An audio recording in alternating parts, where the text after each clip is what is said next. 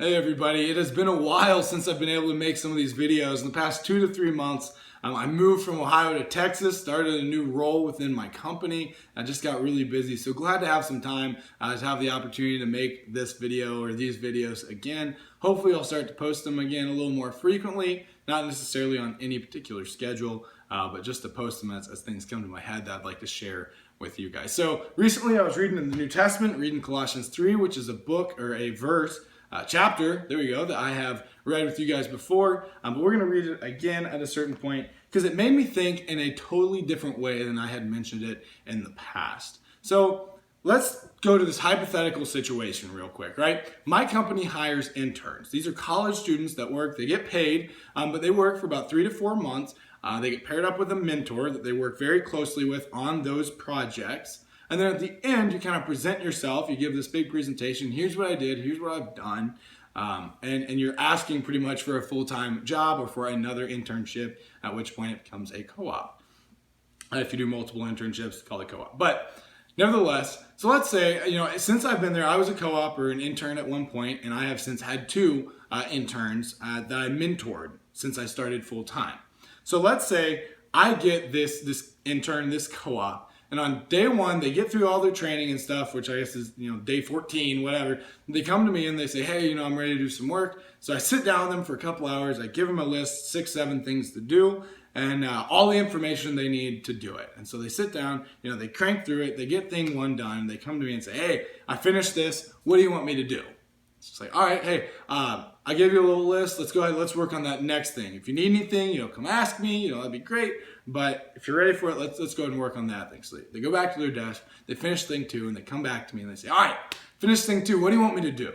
It's like, well, I gave you a list of things that I really need you to do. Like, can you work on that? Man, I really want to do good by you. I want to do big things for you. I want to, make you look good. I want to glorify you. What can I do? I'm like, well, I gave you these things. Would you finish the to-do list I gave you? All right. So they go back, they start working on it. Well, the next day, right, the corporate office I worked in had a standard business casual, but a pretty strict about their business casual dress code. Collared shirt, dress pants, dress shoes. If the co-op or intern comes in wearing a t-shirt, basketball shorts, and tennis shoes, and he comes to me and says, hey, I'm ready for the day. I'm ready. What can I do? Actually, I'm going to start working on this to-do list. I'm going to be like, whoa. You need to go home, change your clothes to make yourself ready to come to work, and then come to work before you start doing anything, right? The prioritization, clothe yourself to be prepared for the work, to be ready for work. Then start doing the things I've asked you to do, and then we can see what else you can help me with, what else we can start working on. And, if they do that again, day 2 they come in wearing, it doesn't matter what they're doing. It doesn't matter if they're asking me not to do a to-do list, if they're doing their to-do list, if they're not clothed and ready. I'm not going to be very happy with them. I'm not going to be asking them to do more things. And as Christians, I think we often do that. We approach God and we say, God, what do you want me to do? What can I do for you? But at the same time, God has given us a little to-do list of things that he asks of us that we're not following. Whether that's we have this big, pornography addiction in our background and we're saying, God, how can I help you? And God's like, dude, get rid of that thing first and then let's talk.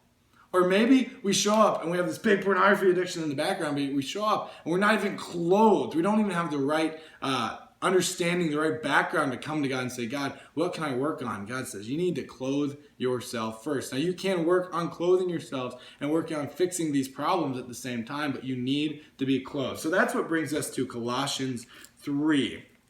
And I'm going to read it. I'll do a little bit of skipping around in here, but I don't believe I am changing the intent of any of these by pulling them out of context. I might encourage you to read this by yourself, but in the effort or in an attempt to keep it a little shorter, I'll skip around. So Colossians 3 starts in verse 1. Since then, you have been raised with Christ. Set your hearts on things above, where Christ is seated at the right hand of God. Set your minds on things above, not on earthly things. Verse 5, put to death, therefore, in reference to you have been raised with Christ. So put to death, therefore, whatever belongs to your earthly nature. Sexual immorality, impurity, lust, evil desires, and greed, which is idolatry.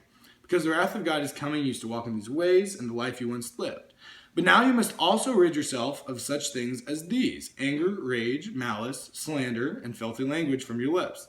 Do not lie to each other, since you have taken off your old self with its practices and have put on the new self, which is being renewed in the knowledge and the image of its creator. Verse 12, therefore, as God's chosen people, holy and dearly loved, clothe yourselves with compassion, kindness, humility, gentleness, and patience. Bear with each other and forgive one another if any of you has a grievance against someone. Forgive as the Lord forgave you. And over all these virtues put on love, which binds them together in perfect unity. Verse 17, and whatever you do, whether in word or deed, do it all in the name of the Lord Jesus, giving thanks to the God the Father through him. So a lot of good stuff here, but I'm going to separate this out into two things. We have our to-do list, and we have the clothing that we're supposed to wear. We have our dress code, right? The to-do list starts in verse 5. Put to death sexual immorality, impurity, lust, evil desires, and greed. Rid yourselves of anger, rage, malice, slander, filthy language. Do not lie. It stops. We have our clothing section in verse 12, and then it continues again in verse 13, our to-do list. Bear with each other and forgive one another if any of you has a grievance against someone. Forgive as the Lord forgave you, and over all these virtues put on love. And then in everything, glorify God. Do it on the name of the Lord Jesus, giving thanks to God the Father through him. So we have our to-do list. God has told us what to do. And God has also said in verse 12, verse 12, I guess Paul has said on behalf of God, therefore as God's chosen people, holy and dearly loved, clothe yourselves with compassion, kindness, humility, gentleness, and patience. Clothe yourselves with compassion, kindness, humility, gentleness, and patience. How many of us as Christians have approached God asking God, how can I glorify you? God, use me. I want to be someone that glorifies you.